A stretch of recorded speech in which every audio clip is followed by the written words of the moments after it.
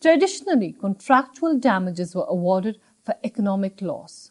Given that the nature of mental distress or intangible injuries does not have any apparent economic loss, those losses could not be claimed in an action for breach of contract.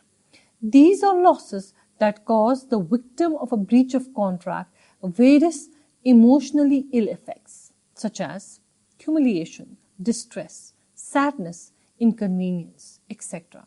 In general, breach of contract claims remedied economic loss and not the emotional distress which, though inevitably arising from a breach of contract, did not fall within the commercial aspects underlying a contract. However, the courts eventually started to recognize claims for mental distress arising from claims for breach of contract. In England, these damages may be limited to situations in which a major or an important object of the contract is to give pleasure or peace of mind, as was held in the case of Farley v. Skinner. In Jarvis v. Swan Tours, Mr. Jarvis, a solicitor, booked a 15-day skiing holiday over the Christmas period with Swan Tours.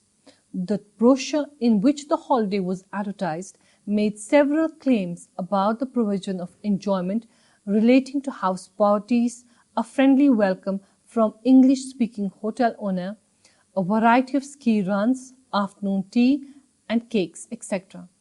Many of these either did not go ahead or were not as described.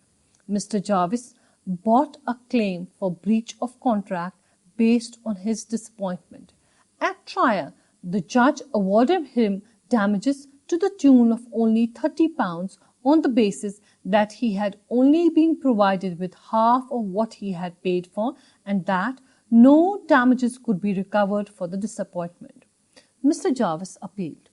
The appellate court held that where a contract is entered for the specific purpose of the provision of enjoyment or entertainment, damages may be awarded for the disappointment, distress, upset and frustration caused by a breach of contract in failing to provide the enjoyment or entertainment.